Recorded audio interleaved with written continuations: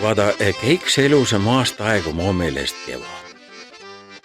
Jah, ja kui ta ikka sul jooniga rõndu tuleb, siis on enda hea tunne südame sees, et ummigu ajab linnulaulsu ülese, kuigi täisvaardi pole see veel sisse saanud.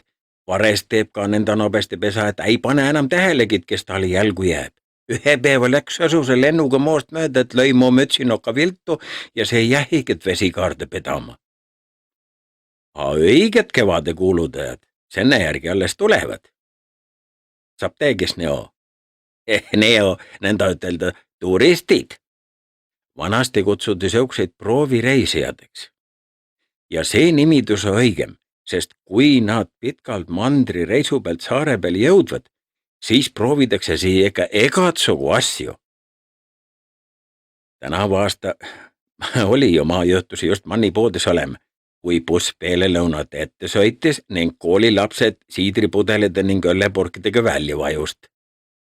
Manni nägu venis pitkaks nagu pensiõppimis kõis, paar-kolm tükki murdsid ennast kohe poodi sisse ning esimene meheakadis küsis 4 pudelt viina.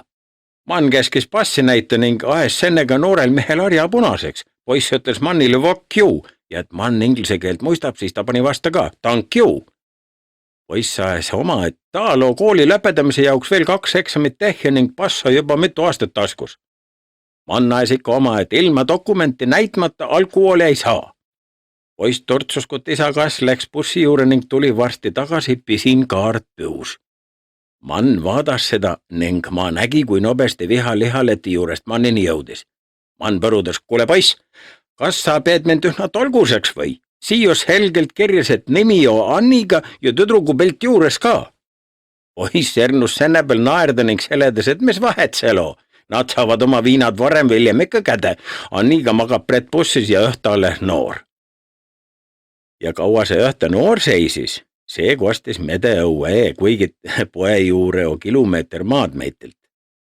Nad olid ju oma piu moodinud poe taha, pisis platsi peale kadagate vahele. Kella 1 aeguse öösse reekes keskid ermus nobesti muusikaga võitu. Nõnda, et viisi sennel laulul ei olnud ning ainult rumalad sõnad tulid selgesti välja. Vanamor oli muidu jälle targem ning ütles, et see pidi räpp olema. Ja ma arvas, et jo vanamoril läks vehe viltu, ju ta tahtis ropp öelda. Egastais ummigu kella 5 aegu ärkasin ma senne peale ülese, kui üks karjus kennegid Tommi peale, et ja vait raisk! Ning siis oligid vaikus ka. Ma mõtlesin, et ma piilu vähe, mis see olukord seal valitseb.